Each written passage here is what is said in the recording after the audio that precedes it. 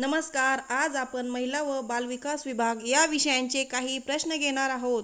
त्यापूर्वी आपल्या यूट्यूब चॅनलला सबस्क्राईब करा. प्रश्न पहिला. अंगणवाडी सेविका कोणत्या विभागाशी संबंधित असते? ऑप्शन नंबर ए महिला व बालविकास विभाग, बी रेल्वे विभाग, सी संरक्षण विभाग, डी कृषी विभाग. याचे योग्य उत्तर आहे ऑप्शन नंबर ए महिला व बालविकास विभाग.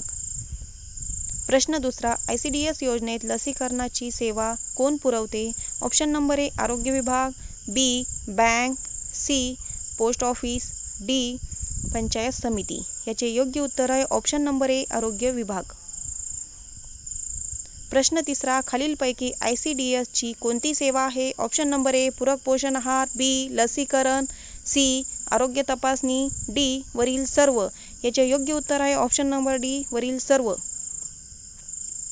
प्रश्न चौथा. ICDS योजनेअंतर्गत गर्भवती व स्तनदा मातांना कोणती सेवा दिली जाते?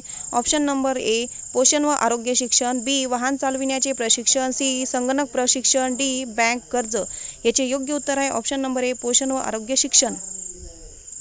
प्रश्न पाचवा. ICDS योजनेतील पूरक पोषण आहाराचा मुख्य उद्देश काय आहे? ऑप्शन नंबर ए मुलांना खेळणी देणे, बी मुलांना शालेय गणवेश देणे, सी मुलांना खेळणी वाटप करणे, डी कुपोषण कमी करून आवश्यक पोषण उपलब्ध करून देणे.